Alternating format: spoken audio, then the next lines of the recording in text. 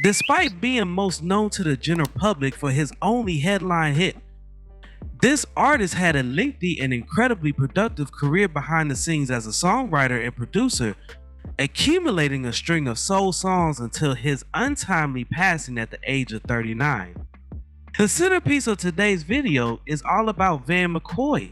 Before we start, let's be sure to leave a like on the video, subscribe to the channel, and push the notification bell to be sure you won't miss on any more uploads. Now without further ado, let's cue that intro.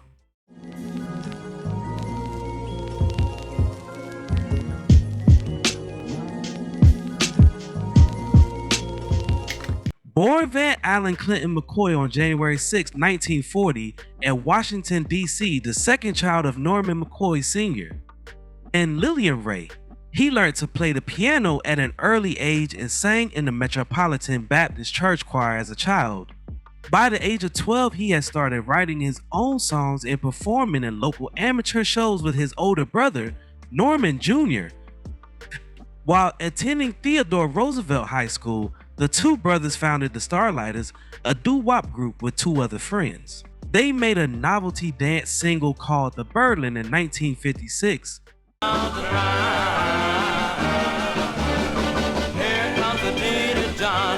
It sparked considerable interest, prompting a tour with saxophonist V.I. Burnside.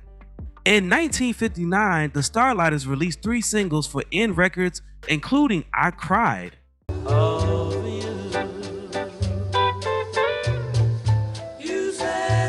As military and marital duties drove the group to disband in the months that followed, McCoy enrolled at Howard University to study psychology, but left after a year to pursue a full-time music career, relocating to Philadelphia and establishing his own label, Rockin' Records.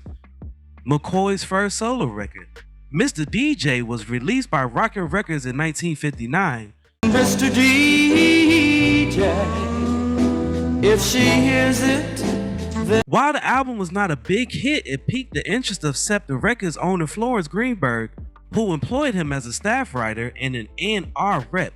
He wrote the 1962 smash Stop the Music for the Shirelles before joining as a writer for producers Jerry Leiber and Mike Stoller's Tiger and Daisy labels.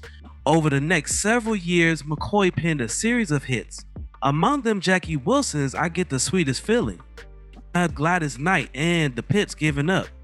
Betty Everett's Getting Mighty Crowded, Ruby and the Romantics When You're Young and in Love, and best of all, Barbara Lewis' Celestial Baby, I'm Yours.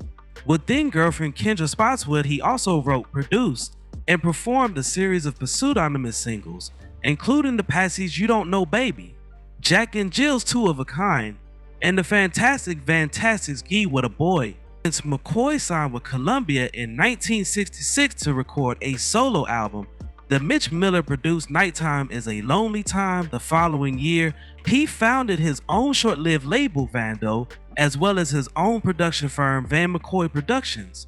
Beginning in 1971, McCoy began a long and profitable partnership with fellow writer and producer Charles Kipps. They collaborated on a number of sessions, including David Ruffin's renowned 1975 Motown return, Who I Am, which produced the hit Walk Away from Love. McCoy also orchestrated numerous successes for Philadelphia soul veterans The Stylistics, but despite his success as a composer and producer, he continued to seek approval as a singer. In 1972, he released a solo album called Soul Improvisations, later renamed From Disco to Love, which failed to chart. Expectations were equally low for 1975's release, Disco Baby. McCoy wrote The Hustle after hearing about the dance from New York City disc jockey David Todd, and it was the album's final song composed in less than an hour. The Hustle went on to top the Billboard pop chart in July 1975, receiving a Grammy, but McCoy admitted he was quite uncomfortable in his new and limited job as a disco hitmaker.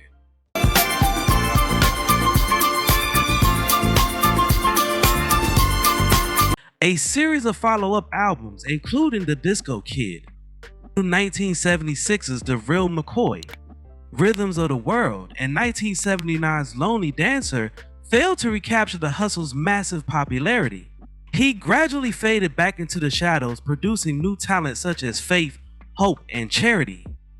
On June 29, 1979, McCoy suffered a heart attack at his home in Englewood, New Jersey. He was hospitalized and fell into a coma but passed a week later, exactly 6 months shy of his 40th birthday. McCoy never got married or had any children. He was preparing to marry Kendra Spotswood in the spring of 1966 after being in a relationship since 1961. McCoy's focus on his career derailed their wedding preparations.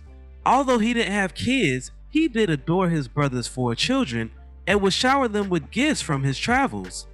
His mother passed of a brain hemorrhage in 1973, and his grandmother Mary Lindsay Ray passed in August 1976, both of whom had a profound impact on him. Since his mother's passing, he had attempted to divert himself by focusing on his work. After his grandmother passed, his physical and mental condition deteriorated. Now, before we go, I have a question for you all. What is your favorite song from Van McCoy or a song he wrote?